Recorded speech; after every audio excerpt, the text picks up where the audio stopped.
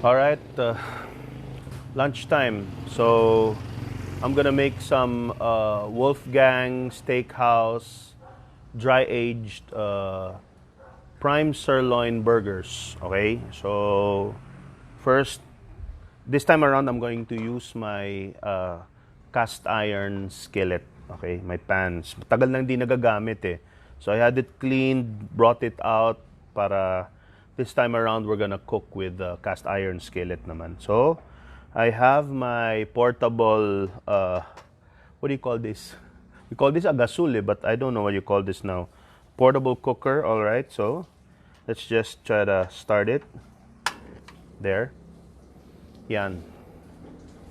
So it's better this time around we're outdoors, di ba? Parang cowboy. Hope you can hear me though. I'm not shouting too much. Hope my lapel is working. Anyway, so what I did, I initially sprayed it with some canola oil already. This one, like that. So you don't have to see it, okay? And then, what I did with my burgers here, okay? What I did with the burgers, I already assaulted them. I assaulted them with some Bad Byron's butt rub seasoning, okay? So just don't pay attention to the dogs. They're trying to catch attention. So, right? So I put some seasoning in it. You can see it already. I covered it both sides already. Okay. And then I'm gonna make some gravy. I'm gonna make some mushrooms, right? To go along with it. So I'll start with the burgers muna. Okay. I'm just checking if it's hot na eh. Done. Right? It's outdoors kasi so medyo matagal siyang uminit ng konti. But once it gets hot, it's gonna be easy na. Alright, so let me just check my chair over here. Yan. Okay. My God, there are holes inside my house na, lumulubog na. Okay, so let's try first with our first patty here. Okay, once again, this is a Wolfgang prime sirloin 28-day aged, dry aged beef burger. So one, and then the other one. There. Could barely fit actually. So I'm gonna have to do some adjustments. There. I got it to fit. Okay. So yan. Turn up the heat ng konti since we're outside. Because the air tends to ano eh. But you always need to check kasi baka mamaya na blow na yung ano, yung apoy. Right? Can you smell it? This time I don't really mind the smoke. I really don't care because it's outdoors, right? Yan.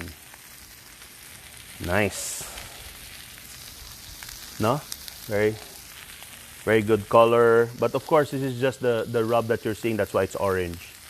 Later on, yan, we're gonna see the real color of it. Yan. Okay. There. Now, I'm not so sure about the time for cooking because, the time for cooking in a cast iron is different from the cooking time when you're using an electric indoor grill. So, to be safe, we're gonna flip it often. Ayan. See? To avoid any burning. Ayan. Okay, ayan. Okay? Good. So there, you can see there are some sear marks already. But don't worry because that's just the seasoning. The seasoning tends to caramelize kasi. Yan.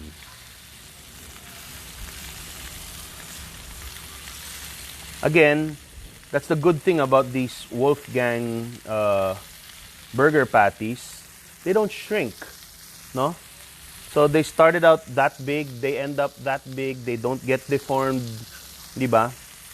Yung others kasi maraming extenders na ginagamit.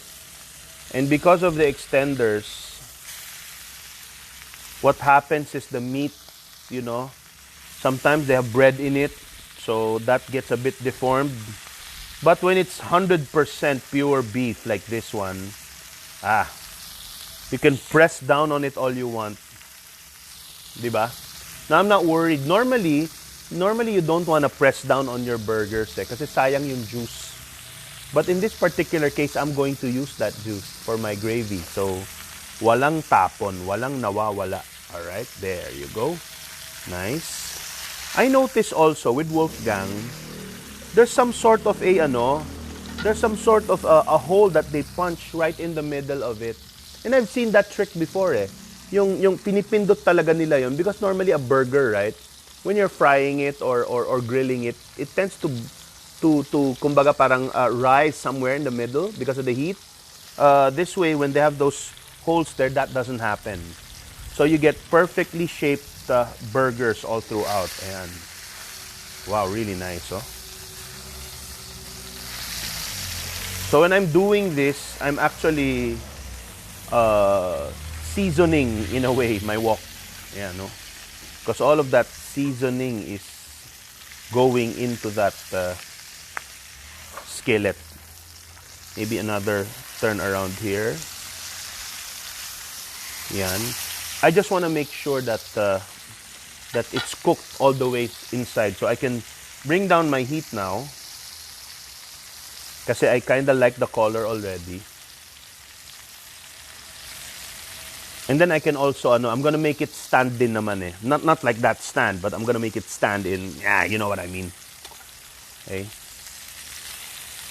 So, a little, yan. Oh, some nice wind. I hope it doesn't rain though. Yan. I can tell this is gonna be super flavorful na. I was gonna put some cheese, but nah, I said, wag na. The butt rub alone is enough. So, there you go. Wow, nice even color all throughout. Huh? Wow-wee. These are looking great. And the part that I like the most is this juice that's forming in here. That's gonna make my gravy taste really, really good. Kaya yan. I wish Adrian were here. She loves this gravy and the mushrooms, but I'll make bawi na lang next time. When you come back and when it's less busy there. Yan. This is her all-around comfort food kasi. Anything with gravy and mushrooms. Yan. Wow. Now this looks good.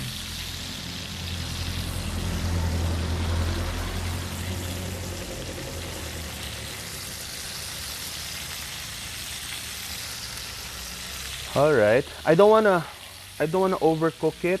You know, I like it a bit medium rare. Para parang steak talaga siya later on. So I'm gonna get my plate and I'm gonna begin to rest this one here. There's one. And this is another one. Which reminds me, I actually did get I got some utensils from All About Baking the other day. And there you go. So you have two of them.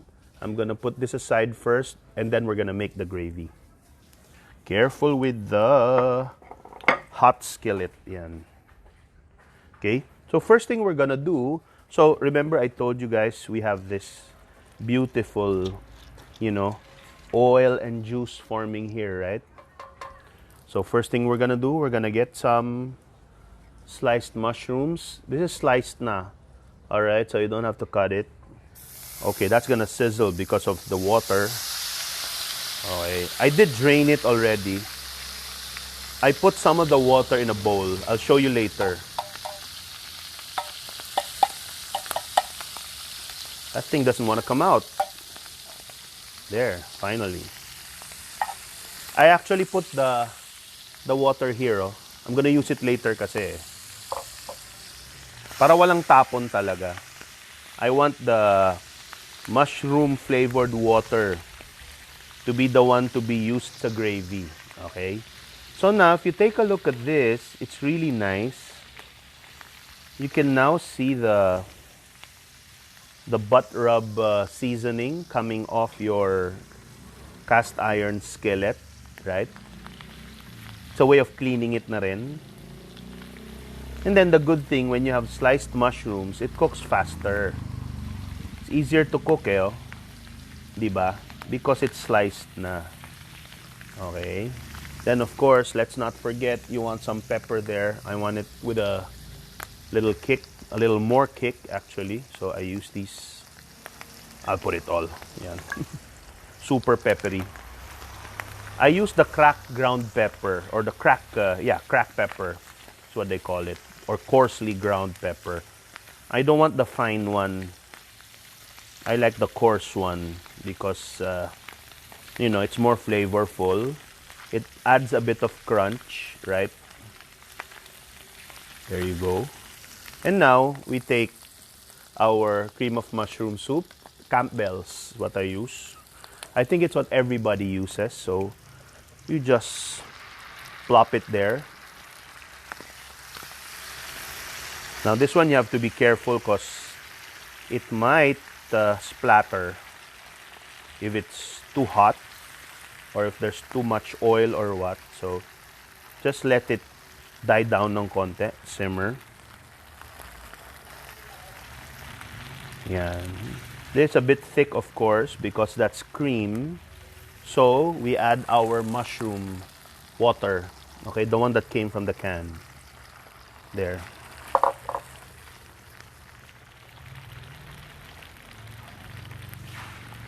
Yan.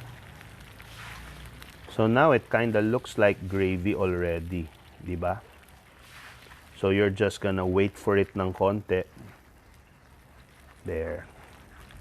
You're gonna just keep on mixing it, no?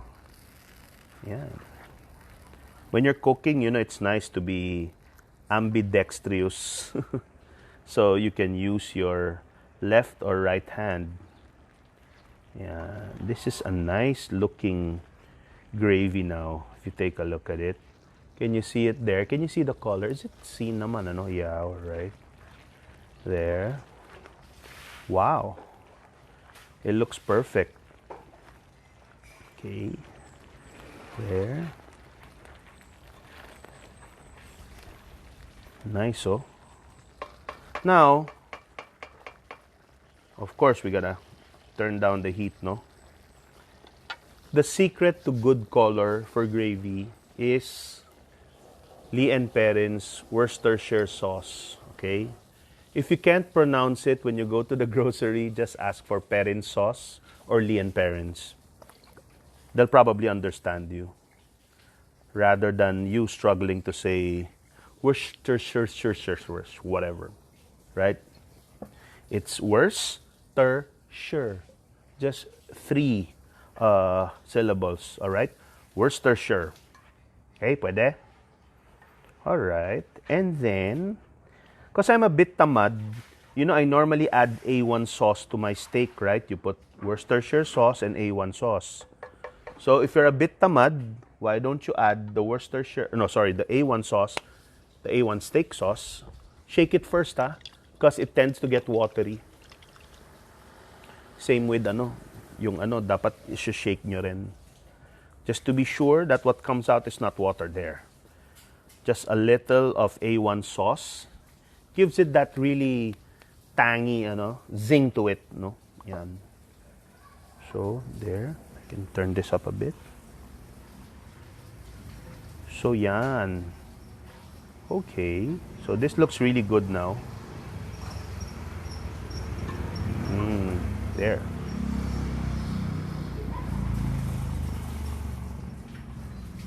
Okay. That one looks okay. Now, let me see. Do I still have my... Let's see lang, ha? There. I was worried. Baka mamaya wala na yung eh. Now, what I need is a... Gina, meron ba tayo dyang spoon, fork, tsaka knife na may ipin?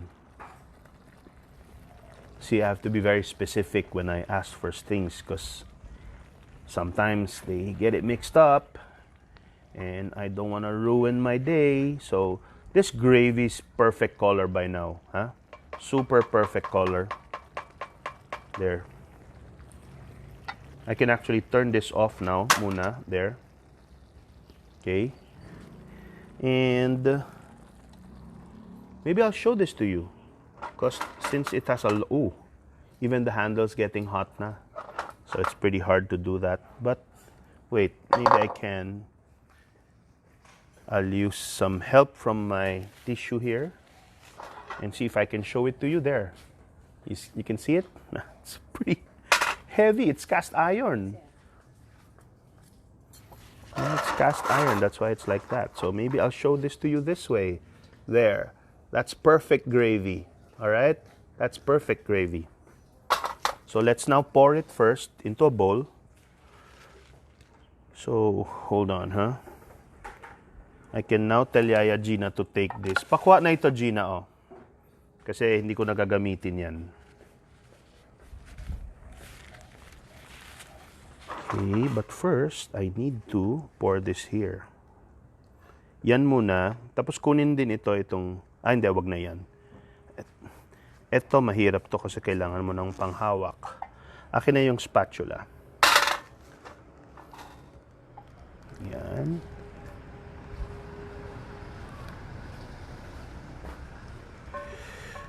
Okay. Just trying to clear my space here. Okay. Ayan, kunin na rin ito. Dahan-dahan na, mainit yan. Ibaba lang. Now, we're gonna get this one. You see this? My baby cast iron skillet. I'm gonna put it there. And let's see how this is gonna work. Ay nako. So, first I gotta lock it down and then do this. There. Okay.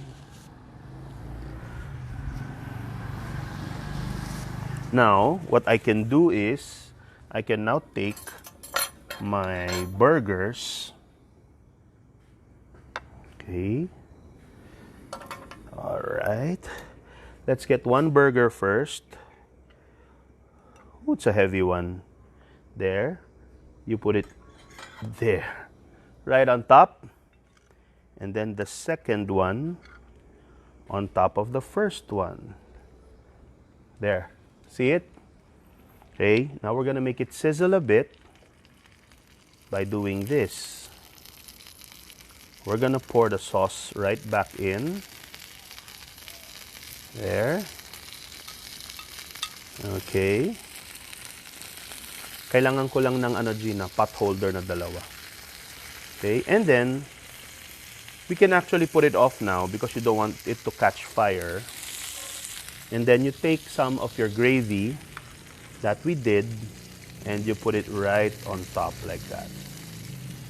And then you let it just drizzle all through the sides. All right. A little more here.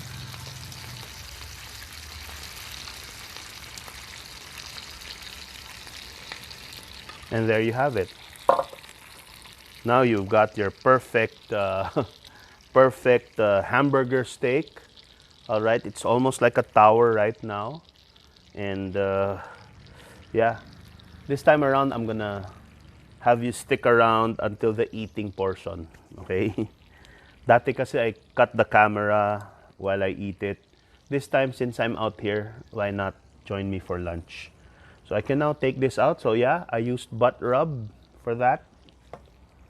I used canola oil for lining the pan. I used Lee & Perrin Worcestershire sauce. And I used A1 sauce here.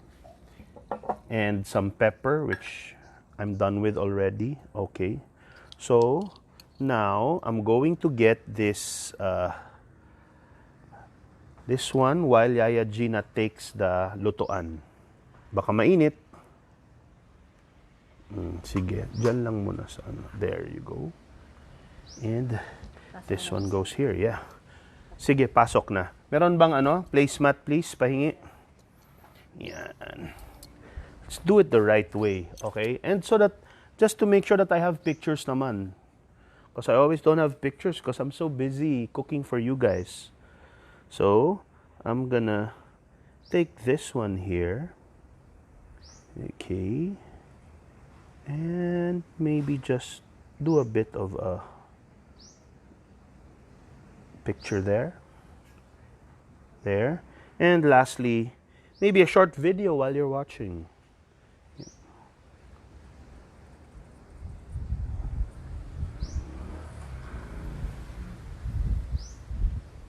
There.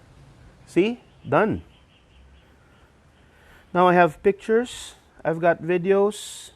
I'm happy. Oops, this is still a video. Sorry.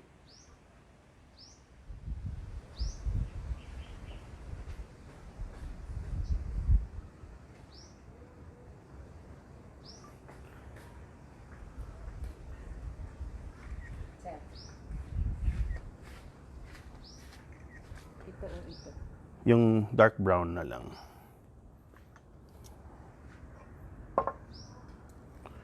Okay, let me lift this up again.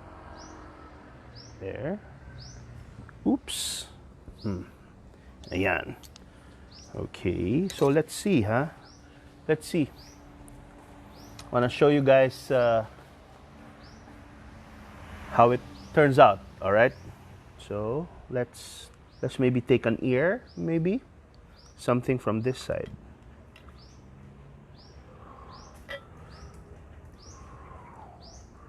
All the way down. Oh, all right. Yeah. Perfect. Huh? Medium rare burger. Cooked on the outside, a little pinkish on the inside, huh? Let's see if it tastes as good as it looks.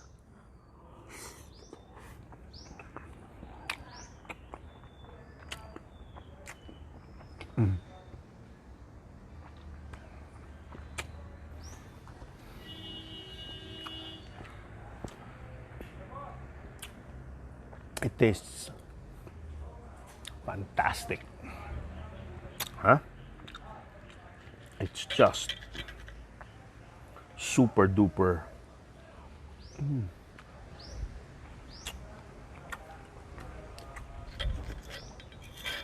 You guys know Russell Peters? He always says it in his Indian accent. Fantastic. This is fantastic. Yeah. Wow. It's just so good. It's unbelievable. I'm gonna show it to you. Well, that's all I can do. All I can do is show it to you. I can't feed you with it, but ay nako. This is just so good. Sorry guys, but I have to stop and take a picture.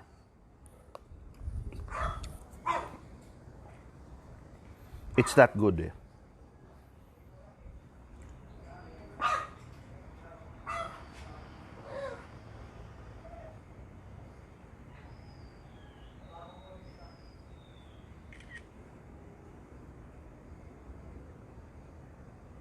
There.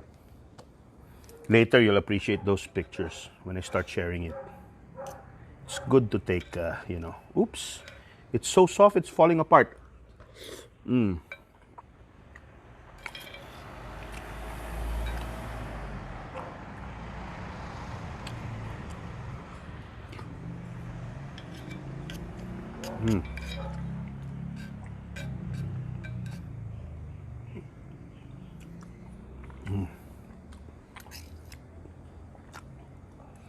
That's just yum. And you know what? It's hard for me to finish it again. Maybe later I'll have it. But for now, I think I'm good. Because it's really super good. Ayan, no? I'm gonna show this to you. Still a bit hot eh. But maybe, yan. I'll use this. Ah, wise, diba? Okay. And I'm going to just show you there. Can you see what I'm eating? Right? Can you see the juices there right in front? Can you see the pinkish thing that's happening? Huh? It's perfectly done burger. That's what it is there.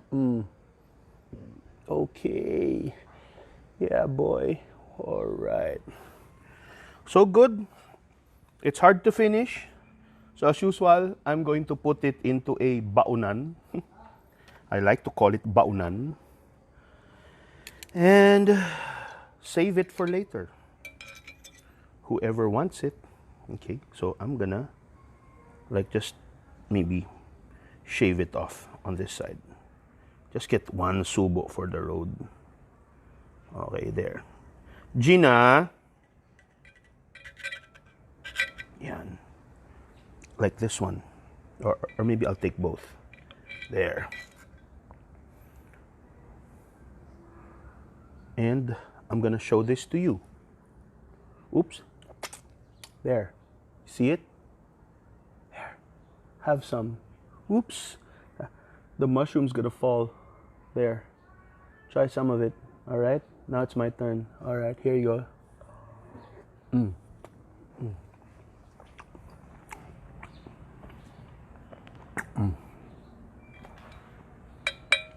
And that, my friends, is how you make the perfect double burger steak. I hope you learned something, and I hope I'm able to save this for my YouTube channel. Bye-bye.